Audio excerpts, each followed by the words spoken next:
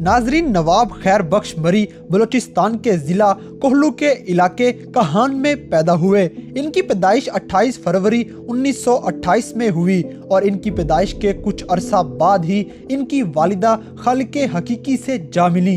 इनकी परवरिश कबीले वाले करने लगे और जैसे ही वो 4 साल की उम्र को पहुंचे, उनके वालिद सरदार मेहरुल्ला खान भी अल्लाह को प्यारे हो गए और यूं नवाब खैर बख्श मरी यतीमी और मस्कीनी की हालत में पलने बढ़ने लगे। तो नाज़रीन, आज की इस वीडियो में आपको एक ऐसे बलोच लीडर की जिंदगी की कहानी सुनाएंगे जो ना सिर्फ पाकिस्तान की आज़ादी और सियासत के लिए लड़ा, बल्कि बाद में बलोचियों के हक में लड़ने का आगाज भी इसी अजीम लीडर ने किया। तो वीडियो देखने से पहले हमारे चैनल को सब्सक्राइब करें और बेल आइकन पे क्लिक करें ताकि हमारी लेटेस्ट वीडियो सबसे पहले आप तक पहुंच सके। तो आइए चलते हैं अपनी आज की इस वीडियो की तरफ।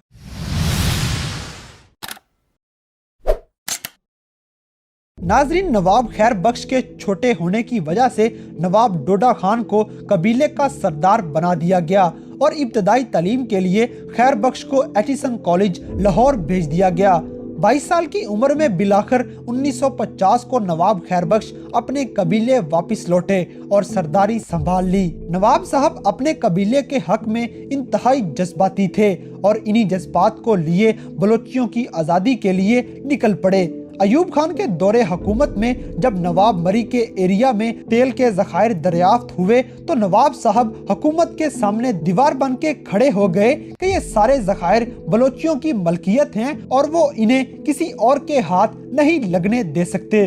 1956 में नवाब साहब ने सियासत में कदम रखा जब पाकिस्तान में मार्शल लॉ लगा हुआ था। इसी मार्शल लॉ के दौरान पाकिस्तानी फौज ऑपरेशंस शुरू कर चुकी थी और तमाम बलोची कबीलों को हुक्मनामा जारी कर दिया गया कि अपने तमाम हथियार हुकूमत पाकिस्तान को जमा करवा दिए जाएं। सबने अपने अपने हथियार पेश कर दिए, मगर मरी ने ये हुक्म मानने की बजाय अपने सारे हथियार टुकड़े टुकड़े कर दिए। नाजरीन, नवाब मरी 1956, 1962 और 1970 के इलेक्शंस में नेशनल असेंबली के रुकन बनते रहे। 1962 में जब शेरू मरी ने अपने साथियों के साथ पाकिस्तान के खिलाफ गुरिल्ला वार शुरू की तो नवाब खैर बख्श मरी ने उनको सपोर्ट किया और जब 1973 में जुल्फकार अली भुट्टो ने बलूचिस्तान के हुकूमती इक़्तिदार में ताख़ीर की और मिलिट्री ऑपरेशन शुरू किए तो नवाब मरी ने फौज के खिलाफ हथियार उठा लिए और यूं बलूचिस्तान की आज़ादी की तहरीकें चलना शुरू हो गईं। इन तहरीकों के चलते ही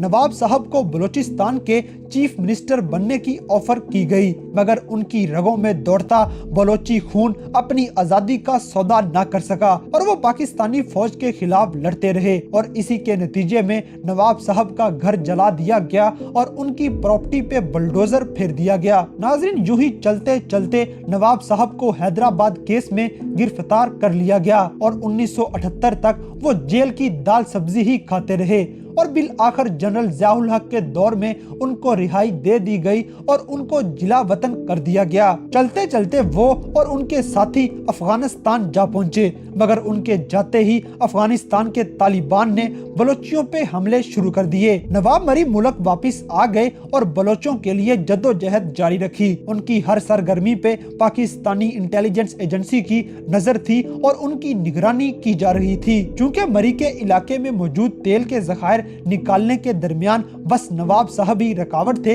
इसलिए उन्हें और उनके 150 साथियों को सन 2000 में जस्टिस नवाज मरी कत्ल केस में गिरफ्तार कर लिया गया। मगर उनके बाद भी नवाब खैर बख्श के नजरियात को मानने वाले नवाब अमीर बख्श लंगोव ने बलूचिस्तान की आज़ादी की कोशिशें जारी रखी हुई हैं। नाज़रीन, इन सब बातों के अलावा नवाब खैर बख्श मरी खुदकार तौर पे बहुत ही जबरदस्त तबीयत के मालिक थे। उन्होंने अपनी सारी जिंदगी बलोचियों की आज़ादी के लिए वक्फ कर दी। उनका रोब और दबदबा उनकी जवानी से ही हर तरफ फैलता चला गया। उनकी बात में इस कदर असर और रसूख होता था कि उनके अल्फाज को हरफे आखिर मान लिया जाता था। वो अपने लोगों के लिए इंतहाई हमदर्द और इंसाफ पसंद थे, मगर हुकूमत के साथ कुछ नागवार ताल्लुकात की वजह से उनको जिंदगी में हमेशा मुश्किलात का सामना ही होता रहा। अगर आप ऐसी मजीद मालूमाती वीडियोस देखना चाहते हैं तो हमारे चैनल को सब्सक्राइब करें और बेल आइकन पर क्लिक करें ताकि हमारी लेटेस्ट वीडियो सबसे पहले आप तक पहुंच सके।